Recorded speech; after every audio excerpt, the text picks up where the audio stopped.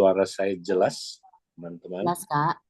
Oke, baik. Ya, saudara, kita hari ini bisa equipping live. Nah, saudara, saya mau sampaikan satu topik, ya, bagaimana kita bisa bertumbuh bersama.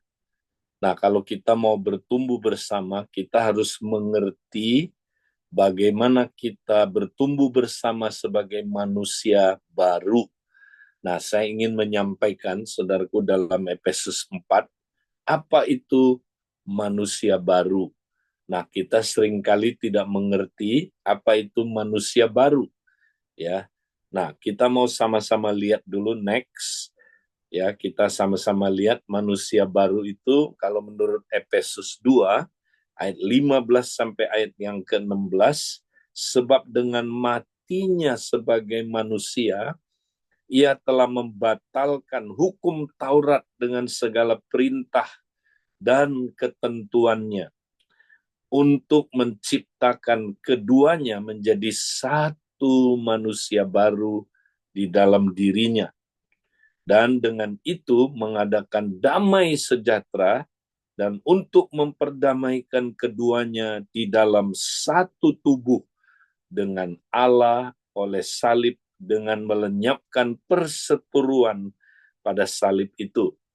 Jadi manusia baru, saudara, dikatakan adalah, saudaraku, ya, kedua belah pihak, ada dua belah pihak yang sedang bermusuhan, orang Yahudi, orang non-Yahudi, ya, orang bersunat, orang yang tidak bersunat, tapi oleh kematian Yesus, saudara, mereka itu dipersatukan, diciptakan menjadi satu manusia baru. Berapa manusia baru?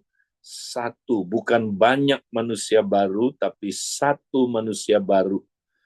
Nah, jadi manusia baru itu apa? Saudara lihat gambarnya, saudara. Ya, jadi manusia baru itu adalah Kristus dan tubuhnya, saudara. Jadi di mana Kristus kepala, kita tubuh Kristus. Ya, kita dipersatukan menjadi, ya, satu manusia baru, saudara, di dalam Kristus. Jadi, saudara, manusia baru itu adalah saya yang baru di dalam Kristus. Ya, jadi kita yang udah lahir baru, saudara, kita bergabung ke dalam tubuh Kristus. Nah, tubuh Kristus itu disebut manusia baru, saudara. Ya, jadi manusia baru adalah Kristus dengan tubuhnya. Nah, kalau ada manusia baru, berarti ada manusia lama. Nah, siapakah manusia lama itu? Nah, kita lihat gambar yang di kiri. Ya, sebelum kita lahir baru, saudara, kita bersekutu dengan Adam. Adamlah kepala kita, saudara. Kita adalah anggota tubuhnya Adam. Ya, jadi kita dulu sebelum lahir baru ada di dalam manusia lama, Adam dan tubuhnya. Nah, saudara, saya yang lama di dalam Adam itu disebut manusia lama. Nah, next kita lihat, saudara. Kemudian berikutnya, nah, kalau kita lihat, saudara, kita dulu adalah manusia lama, di mana Adam itu kepala kita tubuhnya Adam. Nah, karena kita kepalanya Adam, saudara, maka saudara Adam mewarisi, ya, segala sesuatu kepada kita. Kalau Adam mati, kita juga ikut mati, saudara. Adam berbuat dosa, kita ikut berbuat dosa. Ya, Adam mewarisi kepada kita dosa asal, maka kita terima, saudaraku, dosa asal itu. Ya, karena kita bersekutu dengan Adam, kita mati di dalam Adam. Karena Adam berbuat dosa, saudara, maka kita mewarisi dosa asal. Bukan hanya itu, saudara, ya, tubuh kita ini, saudara, udah dilatih oleh si Adam, ya, supaya kita, saudara, tubuh kita mempunyai kebiasaan-kebiasaan yang berdosa. Nah, kemudian saudaraku, apa yang terjadi? Ya, Yesus mati di kayu salib, saudara, membunuh ya manusia lama itu. Yesus mati di kayu salib untuk apa, saudaraku? Memisahkan kita dari Adam, ya, sehingga saudaraku, ya, kita putus hubungan dengan kepala kita yang lama, Adam. Nah, apa yang terjadi, saudara? Kemudian kita, tubuhnya Adam, diambil oleh Tuhan, dicangkok ke dalam tubuh Kristus. Kita menjadi anggota tubuh Kristus. Kita sekarang join ke dalam manusia baru, saudara, yaitu Kristus dan tubuhnya. Nah, itulah, saudaraku, proses di mana kita, ya, dulu adalah manusia lama, karena kita bagian dari Adam, kita diambil, dicangkok, ya, ke dalam manusia baru. Kita sekarang jadi bagian dari manusia baru.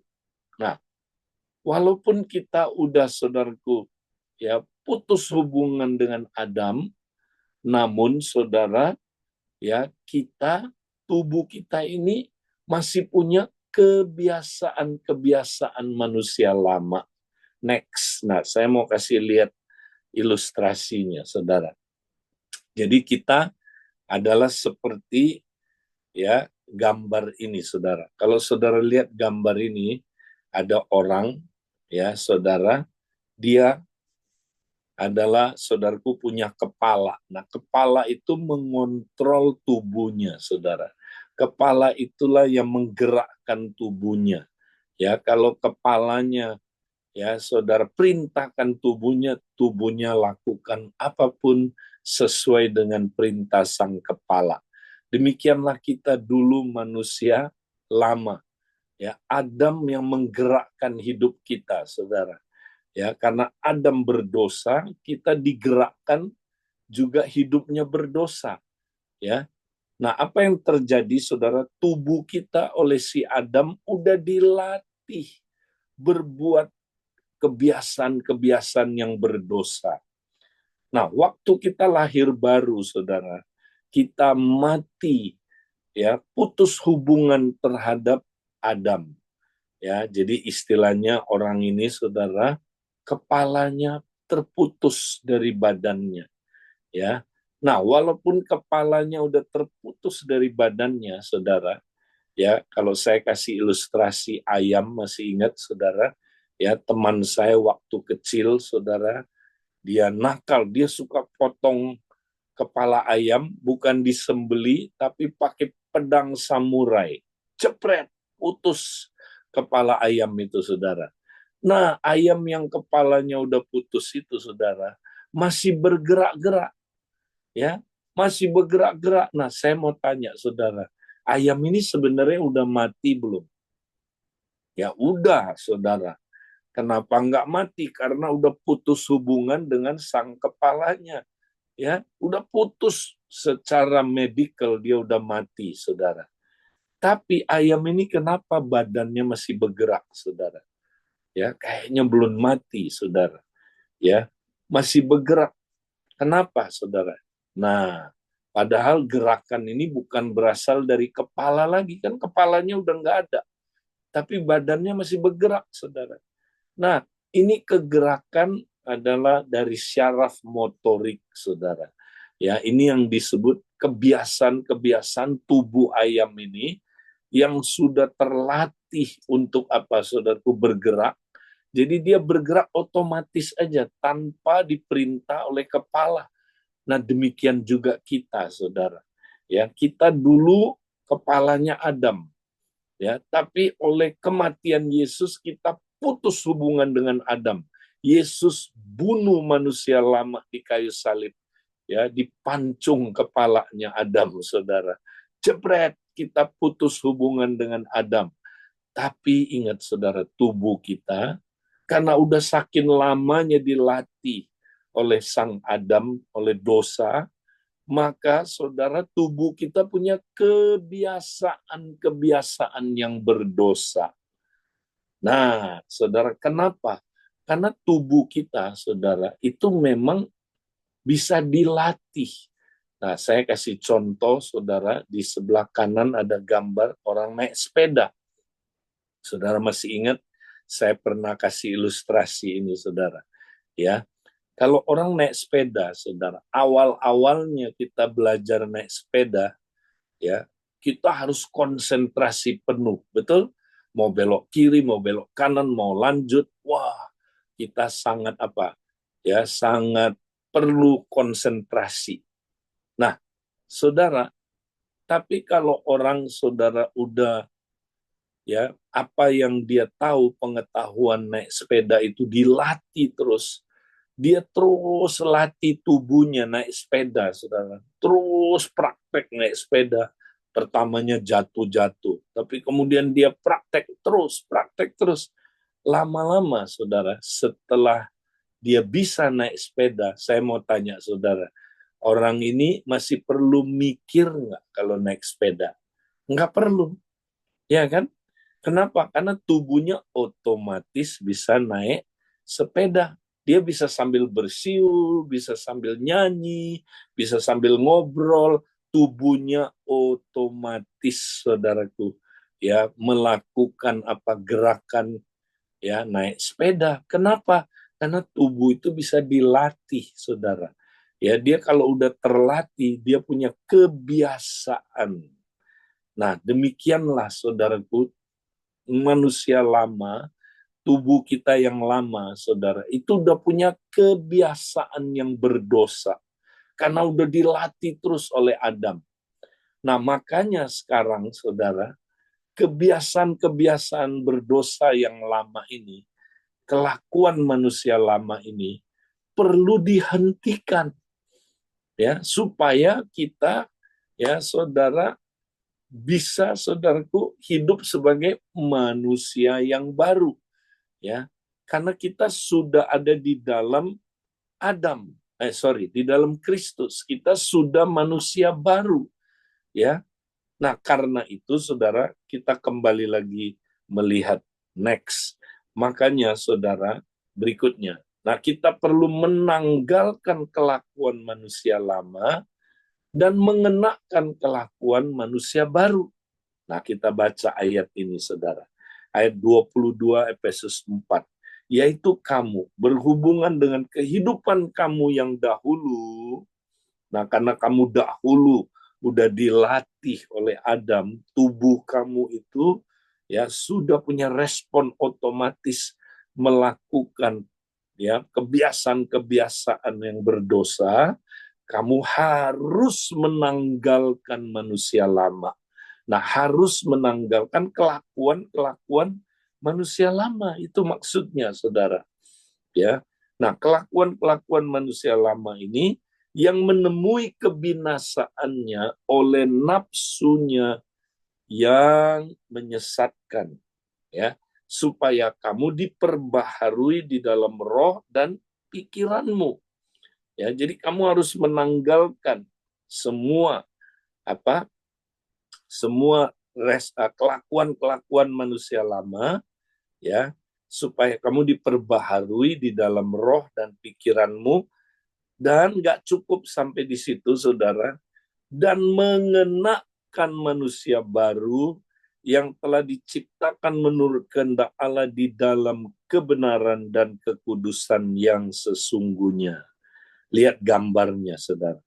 Nah, kita dulu, saudara, tubuh kita udah punya respon-respon, ya, kelakuan-kelakuan manusia lama, tapi kita udah putus hubungan dengan Adam. Nah, sekarang lihat gambarnya, kita dicangkok ke dalam tubuh Kristus. Nah, walaupun kita udah lahir baru, udah dicangkokkan ke dalam tubuh Kristus, tapi tubuh kita ini nggak otomatis ya hilang kebiasaan lamanya, saudara. Enggak, ya, perlu dihentikan kebiasaan lamanya dan diganti dengan kebiasaan baru, ya, karena kita sekarang punya kepala yang baru. kepala yang baru ini yang perlu melatih kita supaya sama kayak naik sepeda tadi, kita dilatih ya tubuh kita ini saudara supaya punya kebiasaan-kebiasaan manusia baru, supaya kita punya kelakuan manusia baru. Nah, inilah saudara yang orang Kristen nggak ngerti. Jadi kita mesti terus-menerus menanggalkan kelakuan manusia lama dan terus-menerus mengenakan kelakuan manusia baru. Barulah saudara kita bisa berubah serupa Kristus. Barulah hidup kita bisa terus bertumbuh, berubah makin serupa Kristus, saudara. Nah, ini nggak banyak orang Kristen yang mengerti, saudara. Nah, karena itu, saudara, hari ini kita mau belajar bagaimana kita menanggalkan kelakuan manusia lama dan mengenakan kelakuan manusia baru. Nah, menurut ayat-ayat ini, saudara, ada dua langkah yang kita perlu lakukan. Next, kita lihat, saudara. Ya, jadi cara berikutnya, cara menanggalkan manusia lama dan mengenakan manusia baru, ya, ini dia saudaraku. Langkah pertama, kita mesti menanggalkan kelakuan manusia lama lewat penyingkapan tipuan hawa nafsu dan mengalami pembaharuan pikiran. Nah, ingat saudara, ya, tubuh kita ini ya dia taat sama pikiran-pikiran yang ada. Nah, karena kita dulu saudara ya sudah dikuasai oleh pikiran-pikiran yang berdosa, pikiran-pikiran daging, maka tubuh kita saudara otomatis ya dia mentaati itu saudara. Dia melakukan respon otomatis itu saudara karena ya punya tipuan-tipuan hawa nafsu. Ya ingat saudara, tubuh kita ini belum sempurna. Tubuh kita ini saudara walaupun kita udah lahir baru tapi tubuh kita belum sempurna. Tubuh kita masih tubuh yang lama, masih bisa dikuasai oleh kuasa dosa. Kita udah bebas dari hukuman dosa, tapi kita masih belum bebas dari hukum dosa. Kita perlu dibebaskan, ya, proses dibebaskan dari hukum dosa, dari kuasa dosa yang menguasai tubuh kita ini, ya. Makanya saudara, tubuh kita ya bisa lepas dari apa saudaraku, ya, hukum dosa ini kalau kita disingkapkan tipuan hawa nafsunya. Ya, karena menurut ayat ini saudara, katanya kita harus menanggalkan manusia lama yang menemui kebinasaannya oleh nafsunya yang menyesatkan. Jadi kenapa kita, saudaraku, orang terikat dengan kebiasaan-kebiasaan lama, saudara, ya, karena kita ditipu oleh hawa nafsu. Jadi saudara, kita masih punya hawa nafsu, saudara, di dalam tubuh kita yang belum sempurna ini. Nah, hawa nafsu itu kalau kita izinkan dia bekerja, saudara, dia selalu menipu kita. Ya, dia akan menipu kita supaya kita ya terus melakukan kelakuan-kelakuan ya yang berdosa itu, saudara. Melakukan kebiasaan-kebiasaan yang berdosa itu. Dia tipu kita. Ya.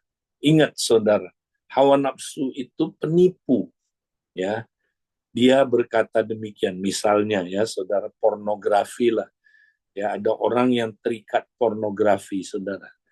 Nah, orang yang terikat pornografi, saudara, dia ditipu oleh hawa nafsunya. Ya, dia tahu sebenarnya, saudara, melihat pornografi lalu mulai bermasturbasi sampai jatuh dalam dosa, saudara, itu salah. Dia tahu itu salah. Dia tahu itu dosa. Tapi, saudara, ya, kalau kita izinkan hawa nafsu menguasai kita, nah hawa nafsu itu ya menipu kita, saudara. Walaupun kita tahu itu nggak boleh, kita tahu itu dosa, kita tahu itu ya merusak, ya melihat pornografi, dosa masturbasi itu merusak hidup kita, tapi kita nggak punya kuasa untuk apa, saudara? Untuk menghindar itu. Ya, kalau kita biarkan hawa nafsu bekerja dalam diri kita, waktu kita digoda pornografi misalnya, saudara, kita sebenarnya di otak kita tahu, oh ya, pornografi ini nggak boleh, itu dosa. Ya, itu kalau kita lihat sampai kita masturbasi, kita melakukan dosa, saudara, kita tahu itu dosa, ya tidak boleh kita berbuat dosa. Kita tahu akibat dosa itu merusak nanti. Tapi aneh, saudara, waktu kita digoda, ya, nah hawa nafsu menipu kita, ya. Hawa nafsu itu ya memberitahu kita, saudara, bahwa oh enggak, ya, yang berbicara itu kamu akan nikmat sekali nanti. Kamu akan mengalami kenikmatan yang luar biasa ketika kamu lihat pornografi. Ya, ketika kamu onani itu kamu akan mengalami kenikmatan yang luar biasa. Ya nggak apa-apa, lakukan itu. Itu akan menghibur kamu, akan membuat kamu senang. Ya, nah itu kesenangan daging, saudara. Menipu kita. Akhirnya, ya walaupun kita tahu di otak itu salah, tapi di hati kita, saudara, ya di dalam keinginan daging ini, saudara, ya kita akhirnya melakukan itu, ya kita melakukan dosa itu. Dan ketika kita melakukan dosa itu, ya apa yang terjadi, saudara? Nah, setelah melakukan baru menyesal, baru merasa tertuduh, baru merasa, aduh kenapa ya goblok banget ya gue melakukan ini. Padahal gue tahu lo itu nggak baik, gue tahu lo itu dosa, tapi ya kita nggak punya kuasa. Kita seperti ditipu, saudara. Akhirnya, saudara, kita lakukan. Dan akibatnya apa? Ya, akibatnya memang senang, tapi senangnya sementara. Habis itu terjadi penuduhan. Ya, setelah itu terjadi, saudaraku, ya hubungan kita dengan Tuhan mulai rusak, hubungan dengan istri mulai rusak, saudara. Ya, bahkan saudara, dosa benar-benar merusak. Dosa pornografi itu, saudara, kalau diteliti, ya di dalam apa, saudaraku, ilmu otak, ya ternyata akibat pornografi, ketagihan pornografi ini, katanya, saudara, datanya ya menunjukkan bahwa lebih parah otak orang yang ketagihan pornografi daripada ketagihan obat-obatan. Nah, lihat, saudara, padahal, saudara, kita dijanjikan oleh hawa nafsu kenikmatan.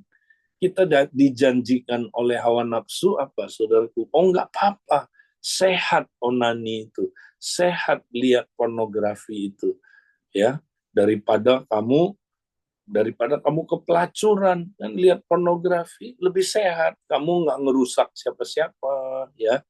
Kamu nggak apa berhubungan seks, nggak bisa kena penyakit, ya. Ya, kamu kan lebih sehat. Nah, itu tipuan hawa nafsu, saudara. Ya, nah sama juga orang selingkuh, saudara. Begitu, ya. Kita tahu sebenarnya selingkuh itu dosa. Ya, kita tahu selingkuh itu, saudara, adalah berzina. Kita tahu.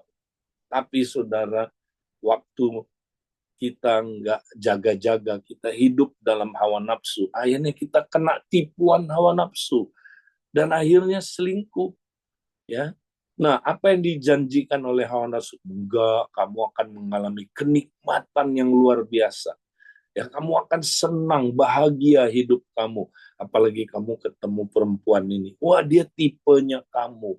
Ya, kamu pasti senang. Ya, coba bandingin sama istri kamu. Wah, bodinya aja beda. Ya, lihat dia. Wih, ini kutilang, kurus tinggi langsing. Istri kamu bebek, berat, besar, konten, ya. Aduh, nah itu dia, saudara. Hawa nafsu menipu kita.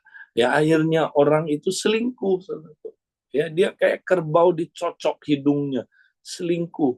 Nah, kenapa, saudara? Karena ditipu. ditipu oleh hawa nafsu. Akhirnya hidupnya binasa, saudaraku. Ya, hidupnya, saudaraku, karena dosa itu membinasakan, merusak maksudnya. Ya. Nah, jadi saudara, kalau kita mau berubah, kalau kita mau mengalahkan kelakuan manusia lama, kita mesti mengalami penyingkapan tipuan hawa nafsu. Roh Kuduslah yang memampukan kita, saudaraku, sehingga kita pikirannya terbuka, saudara. Pikiran kita mesti mengalami pembaruan pikiran. Makanya dikatakan, saudara, ya, supaya kamu diperbaharui di dalam roh dan pikiranmu, ya. Roh dan pikiran, ya. Ada terjemahan yang bilang roh dari pikiranmu. Jadi, ya, Roh Kudus bekerja memberi kita pencerahan. Kalau kita penuh Roh Kudus, saudara, kita hidup dipimpin Roh Kudus akan memperbaharui pikiran kita. Roh Kudus akan menyingkapkan tipuan hawa nafsu itu. Roh Kudus akan, saudaraku, membukakan, ya. Bukan hanya itu, dia memberi kita kemampuan untuk bisa menolak dosa dan melakukan yang benar, saudara. Ya, karena kalau kita ditipu oleh tipuan hawa nafsu, saudara, itu seperti pohon pengetahuan baik dan jahat. Kita tahu itu baik, tidak baik, tapi kita nggak punya kuasa untuk lepas. Kita melakukan itu, saudara. Ya, tapi kalau Roh Kudus memberi kita pencerahan, kita bersekutu dengan Tuhan lewat pekerjaan Roh Kudus, ya, kita mengalami pohon kehidupan, saudara. Di mana lewat persekutuan kita dapat pengetahuan, ya, yang ada di dalam roh kita, saudara. Sehingga kita bisa membedakan yang baik dan yang jahat, ya. Sehingga kita bisa lepas dari, ya, kelakuan-kelakuan manusia yang lama ini, saudara. Nah, itulah yang kita perlu lakukan. Kedua, saudaraku, langkah yang kedua, kita perlu membangun kelakuan manusia baru, ya, sampai kita menjadi respon otomatis dalam tubuh kita, saudara. Ya, jadi kita perlu bukan hanya tanggalkan manusia lama, tapi kenakan. Nah, kata kenakan ini terus-terusan, saudara. Bangun kelakuan manusia baru sampai menjadi respon otomatis dalam tubuh kita. Ya, tubuh kita ini perlu terus ditaklukkan, saudara.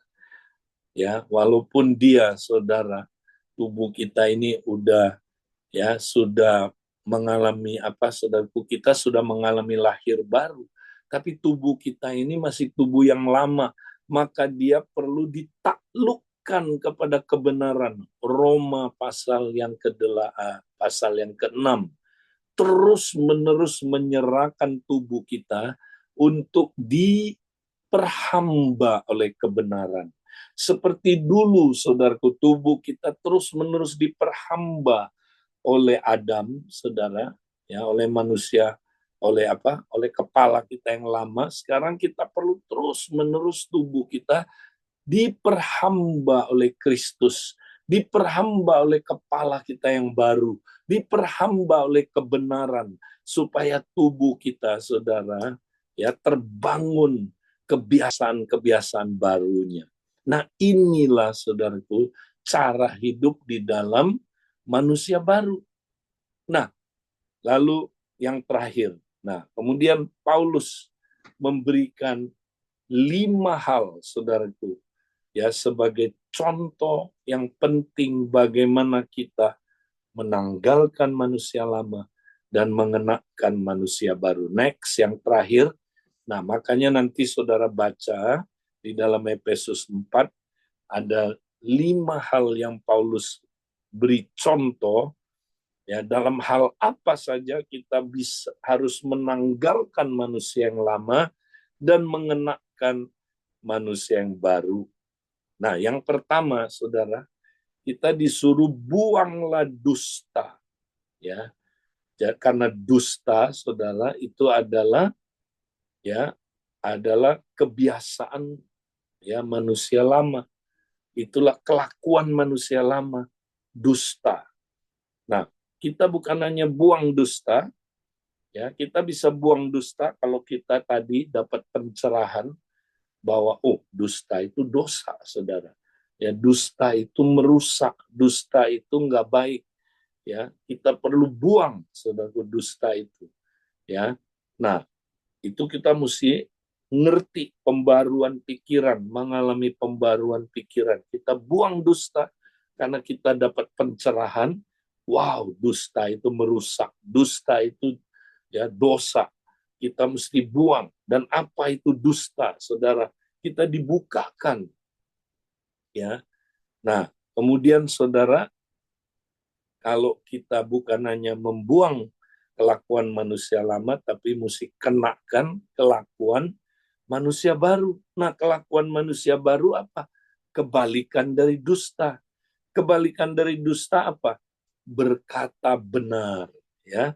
Kenakanlah perkataan yang benar terus-terusan. Nah, ini kita mesti praktekkan, saudara. Baru kita bisa bertumbuh serupa Kristus. Apakah kita, saudaraku, masih banyak dusta di antara kita? Di kompak kita, di keluarga kita, di pernikahan kita, ya, di gereja di mana kita ada, di komsel kita, ya, kita seringkali banyak masih hidup dalam dusta. Contoh-contohnya, saudara, ya. Kita sering kalau suami istri ditanya, kamu ada masalah ya? Enggak ada masalah. Kamu ada apa sama saya? Suami nanya sama istri, enggak ada apa-apa, enggak ada apa-apa. Nah, itu dusta, saudara. Ya, kita enggak kata benar, tapi nanti kemudian baru, ya, kalau ditanya, kenapa kamu waktu itu bilang enggak ada apa-apa, kok ternyata kamu ada apa-apa? Ya kan? Jadi kita suka dusta, saudara. Di kompak kita suka dusta. Ya, kalau ditanya, kamu ada masalah sama saya nggak? Kalau ada yang kamu ya apa nggak suka, nggak apa-apa, kamu terbuka aja. Enggak kok, saya nggak ada masalah kok. Nah, tapi nanti di luar, wih dia ngomong, saudara, itu orang kurang ajar, itu orang begini. Nah, saudara, itu hidup dusta. Ya, kalau kompak saudara kayak begitu, keluarga saudara kayak begitu, ya itu merusak. Dusta itu merusak, saudara. Ya, itu menghancurkan hubungan. Ya, dusta itu jangan dibiarkan.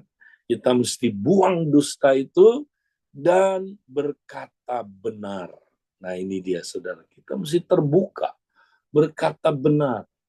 Ya, kita mesti, saudaraku, belajar hidup dalam terang. Jangan hidup dalam gelap, berdusta, saudara.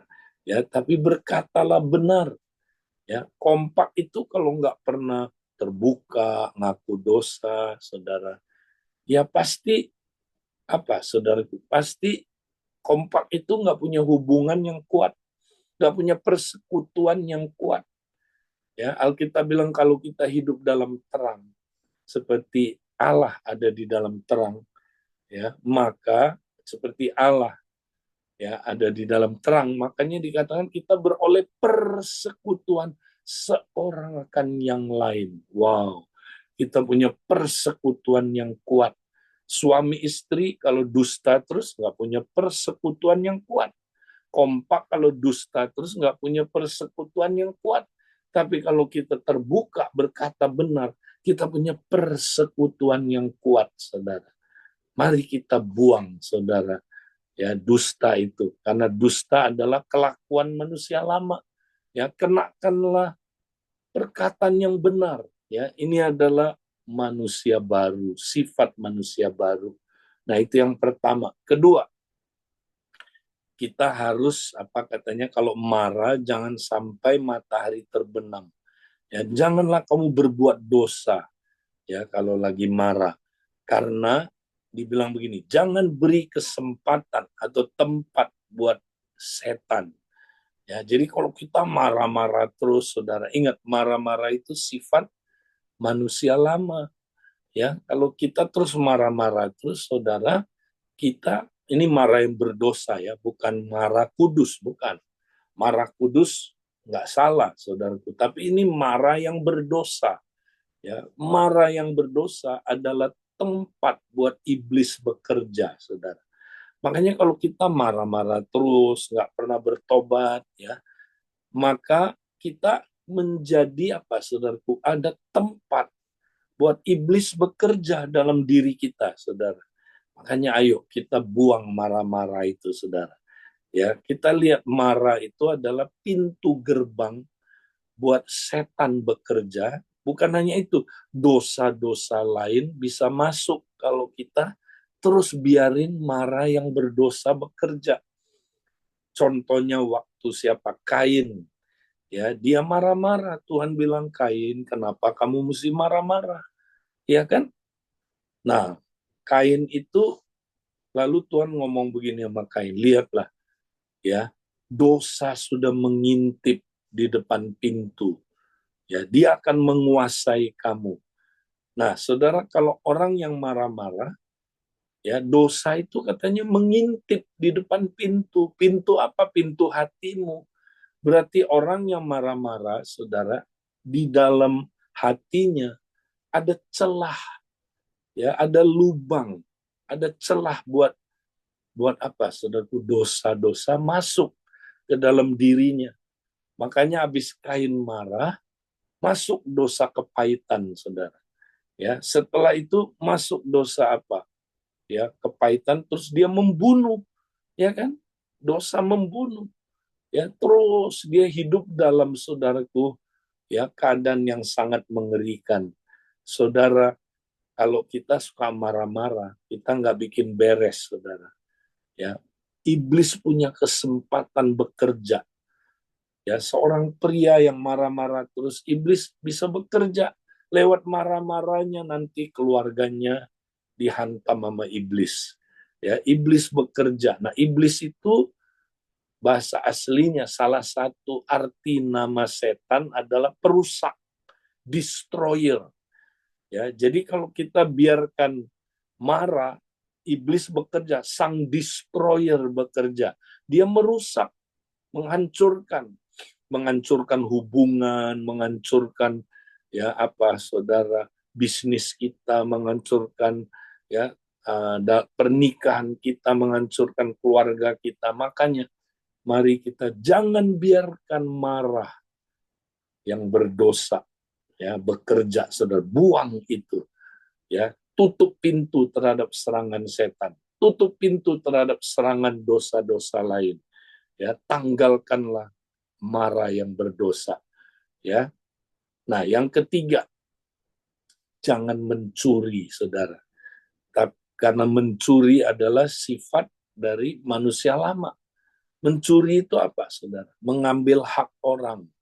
Ya, kita suka mencuri, saudara. Mencuri barang orang, mencuri haknya orang, mencuri waktu. Ya, kita kadang-kadang suka mencuri dari Tuhan. Ya, yang Tuhan percayakan sama kita, yang adalah milik Allah, kita curi. Curi kemuliaan Allah, curi apa, saudaraku, haknya Tuhan, perpuluhan dan sebagainya. Ya, kita suka mencuri, saudara. Ya, kita perlu bertobat. Ya, tapi ya kalau kita suka mencuri, kita harus bertobat, saudaraku, bekerja keras dan memberi. Ya, ini dia, saudara. Karena bekerja keras dan memberi itu adalah sifat dari manusia baru. Ya, jadi tanggalkan kebiasaan manusia lama, kenakan kebiasaan manusia yang baru. Nah, yang keempat, saudara, ya kita disuruh tanggalkanlah perkataan kotor. Janganlah ada perkataan kotor yang keluar dari mulutmu. Nah, perkataan kotor di situ artinya apa, saudara? Ya, bukan, ya, perkataan kotor di sini bukan yang jorok-jorok. Ya, mungkin itu bisa termasuk, saudara. Tapi kata perkataan kotor di sini, bahasa aslinya, saudara, ya, kalau kita lihat di salah satu terjemahannya bahasa Inggris, adalah perkataan yang mematikan, corrupt words, kata-kata yang merusak, yang mematikan, yang menghancurkan. Nah itu, jangan ada kata-kata kotor keluar dari mulut kita, saudara.